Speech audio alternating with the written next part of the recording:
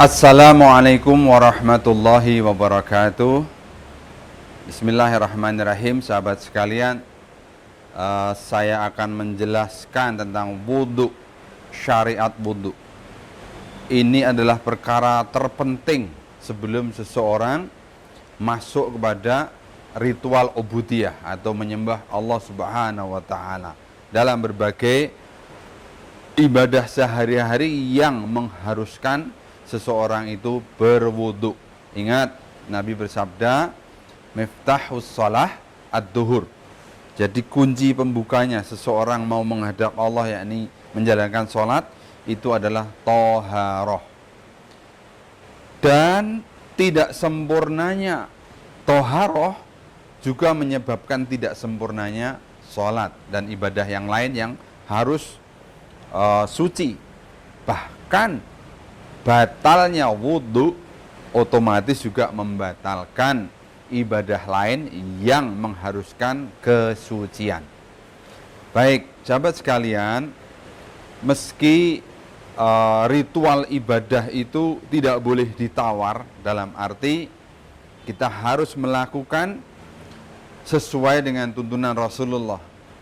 Tetapi bolehlah saya dari sisi keilmuan medis, kedokteran dan kesehatan memberi sedikit penjelasan sesuai dengan kaidah ilmiahnya. Wudu adalah perbuatan yang membasuh anggota-anggota yang sudah ditentukan secara syariat. Tetapi Masya Allah wa tabarakallah, namanya Allah Sang Khalik yang paling tahu mana-mana yang harus dibersihkan. Ternyata semua anggota wudhu ini adalah anggota badan yang paling sering terpapar dengan dunia luar, sehingga paling banyak akan bersentuhan ataupun bersinggungan dengan kuman, dengan kotoran, bahkan dengan zat-zat lain yang kemungkinan besar itu berbahaya bagi tubuh. Maka sungguh sangat-sangat bagus terhadap kesehatan kita ketika kita menjalankan wudhu secara sempurna, ya, baik mulai dari awalnya, kemudian pembasuhan sampai dengan akhirnya. Belum lagi kalau saya membahas secara anatomi, fisiologi, kemudian ilmu urat saraf, Masya Allah, semua titik-titik persarafan tubuh kita ini paling banyaknya terletak di anggota wudhu. Sehingga kalau kita sekali lagi melakukan dengan sempurna, insya Allah kesehatan kita pun akan menjadi sempurna. Baik sahabat sekalian, mari kita mulai. Jadi berwudu sesungguhnya ketika kita sudah berniat untuk melakukannya, kita benar-benar ingat bahwa saat ini kita memulai sebuah ritual mensucikan diri secara fisik dan lebih-lebih secara batin. Maka lakukanlah dengan yang pertama kali tentu berniat. Niat artinya menyengaja di dalam hati, kemudian secara lisan mengucapkan doanya, yakni bismillah. Ya, cukup mengatakan bismillah lalu mengerjakan bagian demi bagian ritual berwudu. Kalau kemudian ada sebagian umat Islam yang mengucapkan niat, ya itu tergantung kepada keyakinan dan apa yang kemudian dilakukan kesehariannya, ya. Tetapi Rasulullah mengatakan baca bismillah itu mencukupi. Sahabat sekalian, yang pertama kali setelah kita memancangkan niat kemudian mengucapkan basmalah, yang pertama kali kita adalah membasuh kedua telapak tangan. Perhatikan, saya tidak mengalirkan air terlalu banyak, sebetulnya cukup dia mengalir, karena yang kita butuhkan adalah saling menggosoknya tangan ini. Kenapa demikian? Karena Nabi bersabda, asbighul wudu wa khalil bainal asabi. Jadi sempurnakanlah wudhu kalian dengan cara mensela-selai jari. Sahabat sekalian, Masya Allah, ini saya mau menerangkan betul. Jadi begini, eh, secara anatomi tubuh manusia, kita itu punya pembuluh darah nadi, pembuluh darah vena, kemudian urat saraf. Saya pernah mendapatkan pasien yang teriris di bagian punggung atau teriris di bagian telapak. Itu selamat bukan karena kehebatan sang dokter yang menolong, tapi rupanya urat saraf pembuluh darah itu letaknya di sisi samping. Yang ini terlindung ketika kita dalam posisi seperti ini. Nah, perintah berwudu dengan mensela-selai jari itu seakan-akan mengatakan, peliharalah kesehatanmu dalam berwudu ini.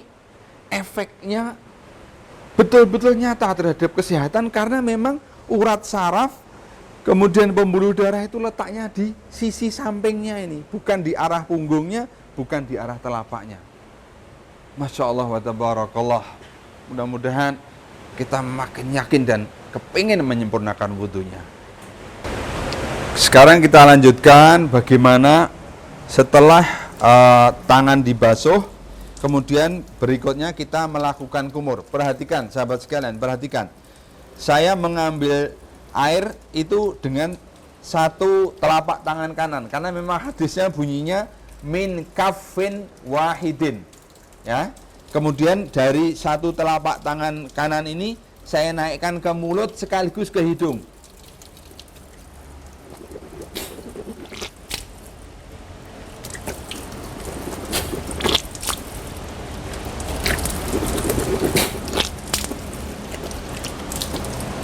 Sahabat sekalian, perhatikan ya, saya mengambil air sekali lagi dari satu telapak, saya ambil berkumur dan sisanya saya tarik naik, saya hirup sedikit, kemudian saya hembuskan kembali. Jadi mad atau mengkumuri rongga mulut dengan air itu memang satu perbuatan dengan istinsak. Istinsak adalah menghirup air ke hidung, kemudian menghembuskan kembali itu istinsar. Masya Allah, ini kelihatan sepele, tapi benar deh. Kalau belum dilatih, susah. Ya, bahkan ada yang sampai seumur-umurnya, sampai dewasa tua, itu enggak seperti ini caranya. Dan, aduh, saya khawatir kalau ya tadi itu menjadi tidak sempurna. Meskipun khusus perbuatan mat ini hukumnya sunnah, ya, di dalam kerangkaian wudu hukumnya sunnah. Tapi toh kalau kita laksanakan dengan sempurna mesti bagus. Kenapa? Karena menghirup kemudian menghembuskan kembali itu setidaknya ada 2 atau 3 manfaat, ya. Kita menghilangkan apa yang disebut dengan rinitis vasomotor, yakni peradangan rongga hidung karena peredaran pembuluh darah, atau rinitis alergika, peradangan rongga hidung karena mekanisme alergi. Kemudian membuang bakteri, kuman-kuman yang nempel di rongga hidung. Nah, saya melihat beberapa kekeliruan, misalnya begini. Dia banyak-banyak, ya, buat apa? Karena setelah dia berkumur, dia masih begini. Nah, ini benar-benar deh, ini nggak ada tuntunan begini. Dan nggak bermanfaat sudah. Ya, yang betul adalah dihirup dan dihembuskan kembali. Itu manfaat secara medis dan syar'inya juga sempurna, insya Allah. Sahabat sekalian, gerakan berikutnya adalah membasuh wajah. Perhatikan, sekali lagi, kedua telapak tangan ini harus cukup air, terbasahi dan ada yang tumpah. Kemudian kita benar-benar seluruh wajah, artinya batas rambut tumbuh di dahi, kemudian rambut di samping pipi, kanan dan kiri sampai di janggut. Ini harus terbasahi semua, dan terbasahi dalam arti telapak tangan kita yang basah air ini mengusap, ya, mengusap. Sekali lagi, telapak tangan yang basah air mengusap. Nah, kekeliruan biasanya terjadi di yang membasuh tangan. Ini lihat, saya membasuhkan tangan kiri, mengusapkan lengan kanan sampai siku lebih sedikit, kemudian kembali lewat arah yang beda. 1, 2, 3. Jadi selesai di tangan kanan, kemudian berikutnya yang kiri sama ya, dengan arah yang berbeda. 1, 2, 3. Sekali lagi, telapak tangan yang basah air mengusap anggota wudhu. Begitu, bukan asal basah. Saya sering melihat kekeliruannya orang-orang seperti ini. Ini dialirkan banter-banter, terus dia begini. Nah, 1, 2, 3. No. Tidak. Bahkan saya kadang-kadang bergurau. Kalau dia begini, kenapa mukanya nggak begini? Oke? Ayo sahabat sekalian, yakini bahwa tuntunan Nabi mengusap ini yang Masya Allah, ini secara medis kesehatan, ini stimulasi terhadap kulit kita. Stimulasi artinya merangsang, mengaktifkan, memelihara kesehatan.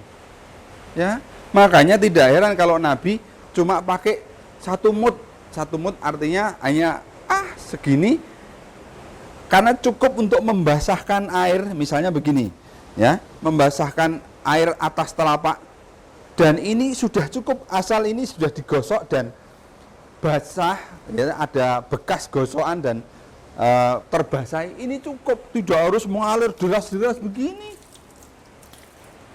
Demikian, ini harus menjadi perubahan cara wudhu kita ke depan nanti.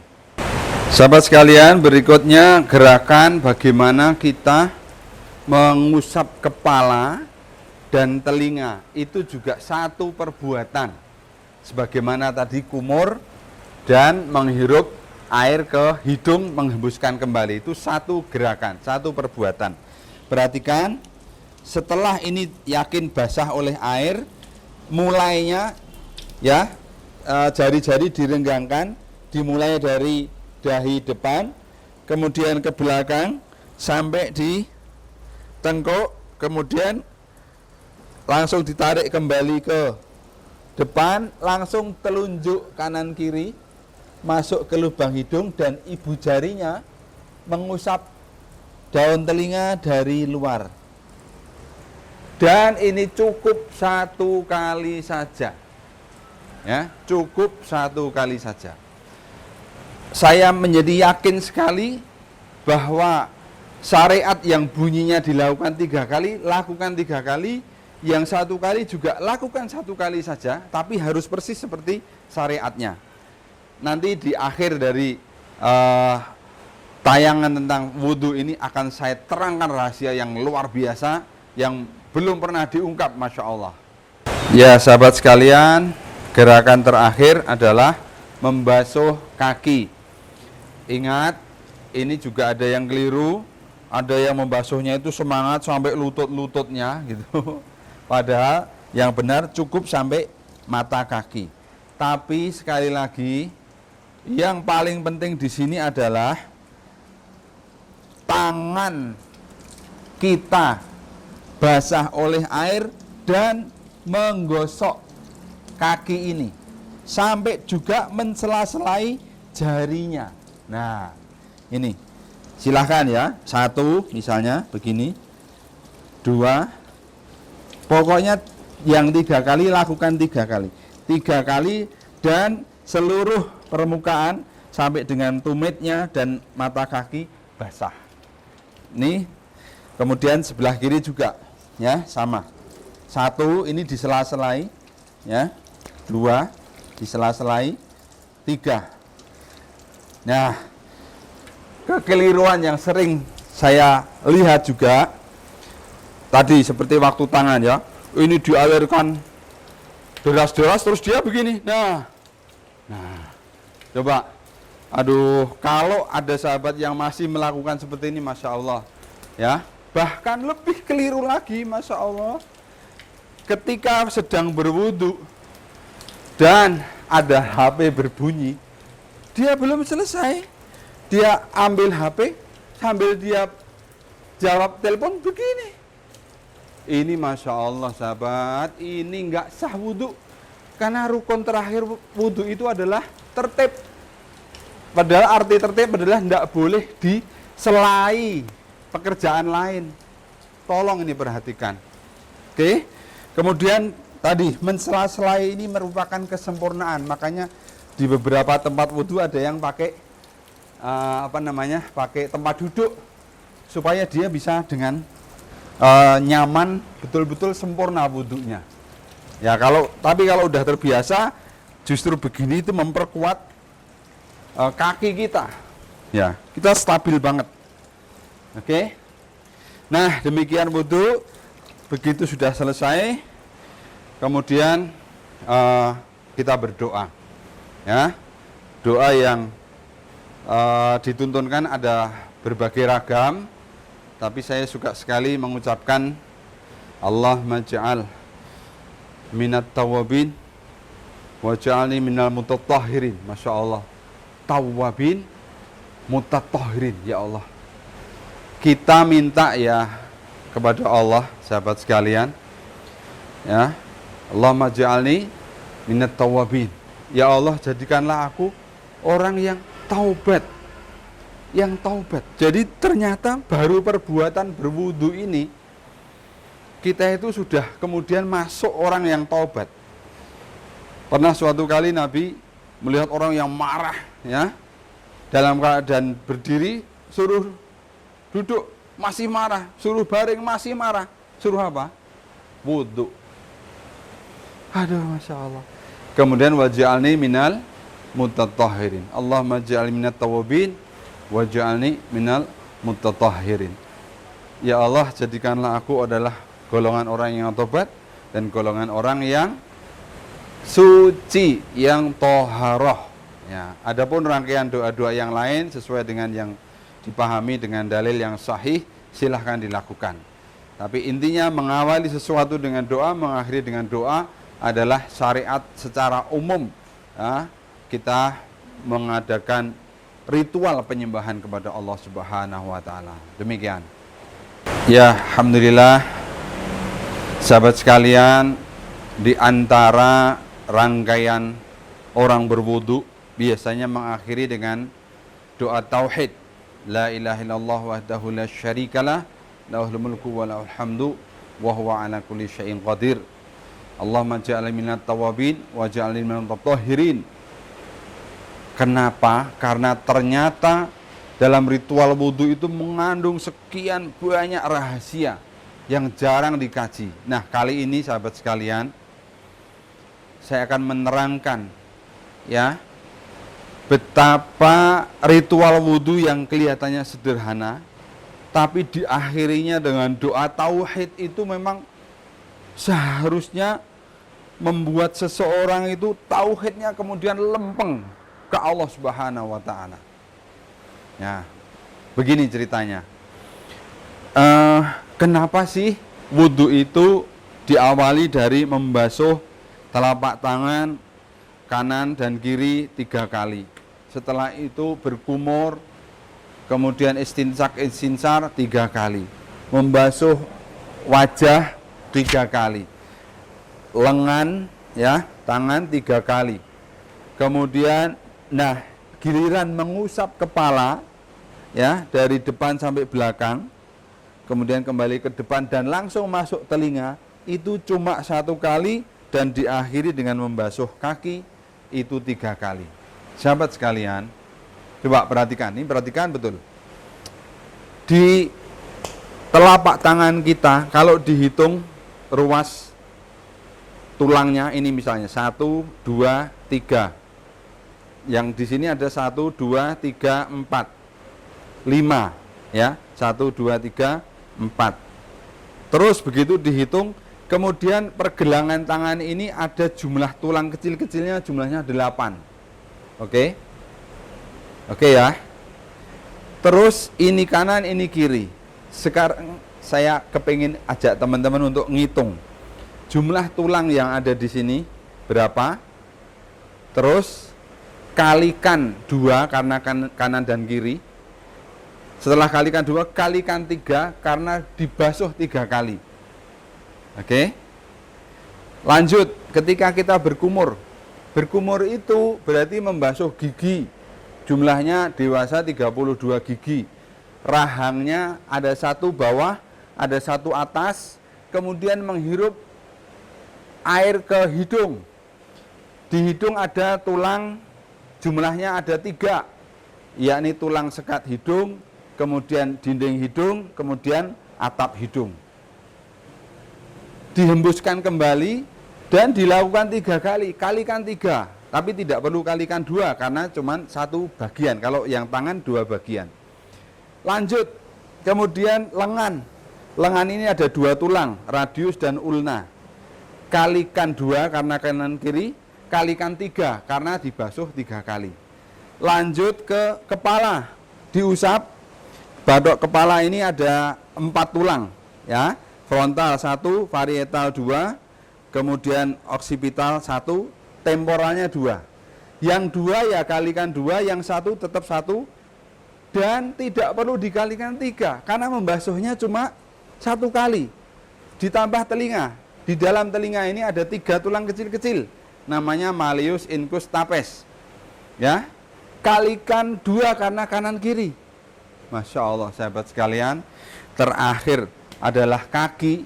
Kaki ini ada tulang juga, jumlahnya 6, kemudian ditambah masing-masing ruas. Kalikan 2 karena kanan kiri dan kalikan 3. Silahkan buka buku Mukjizat Gerakan Sholat yang sudah saya tulis. Sudah saya hitung semua. Jumlah perkalian-perkalian ini semua sama dengan jumlah tulang seluruh tubuh. Masya Allah. Allahu Akbar. Jadi seakan-akan kita berwudu yang seperti itu sudah seperti membasuh seluruh tubuh. Makanya tidak heran kalau ritual yang begini ini mencukupi untuk menunjukkan pensucian diri kita di hadapan Sang Kholik ketika kita mau melakukan penyembahan. Sahabat sekalian, inilah mukjizat. Kenapa disebut mukjizat? Karena 1500 tahun yang lalu jelas ini semua belum diketahui sampai dengan jumlah-jumlahnya. Kemudian perkaliannya. Tetapi di akhir zaman ini dengan kemajuan teknologi kita semua bisa menunjukkan inilah kebesaran ilahi. Waktu itu hadis-hadis berbunyi, misalnya kulla yaumin tatla'u syams. Jadi kullu sulama min bani adama shadaqah. Setiap ruas tulang anak Adam itu ada sedekahnya. Tiap hari. Kemudian ada asar dari Ali bin Abi Thalib yang mengatakan humma yauman kafaratu sanatin. Masya Allah. Humma yauman kafaratu sanatin. Demam sehari itu bisa menjadi kafaroh dosa setahun. Saya benar-benar berpikir yang tadi bicara tentang ruas tulang, kullu sulama ruas tulang, dihubungkan dengan hari, yakni sedekah, dan betul-betul mengatakan jumlah. Kemudian yang premis kedua, demam sehari kafaroh setahun, yakni seakan-akan jangan-jangan ada hubungan antara angka jumlah hari dalam 1 tahun terhadap jumlah tulang. Subhanallah. Ternyata tidak salah ketika kemudian saya buka-buka referensi. Ada buku Henry Netter yang cerita tentang Centrum of Ossification. Sahabat sekalian, saya sudah pernah di Laboratorium Anatomi Fakultas Kedokteran Gadjah Mada atau UMY. Saya betul-betul menghitung jumlah ruas tulang manusia keseluruhan itu berapa. Dan itu menurut referensi di Centrum of Ossification atau pusat-pusat penulangan, pada waktu bayi menjelang lahir itu memang jumlahnya 350. Meskipun nanti ketika dewasa beberapa sentrum itu menyatu menjadi tulang keras, tetapi saat akil balik di telapak kaki ini muncul dua tulang namanya ossa sesamoidea, di mana telapak kaki kanan ada dua, telapak kaki kiri ada dua. Sehingga kalau di jumlah angkanya menjadi 354. Allahu Akbar. Benar-benar jumlah ruas tulang itu sama dengan jumlah hari dalam 1 tahun Hijriyah. Dan cara berwudu kita yang seperti ini sudah seperti membasuh sejumlah tulang seluruh tubuh. Demikian, semoga bermanfaat. Assalamualaikum warahmatullahi wabarakatuh.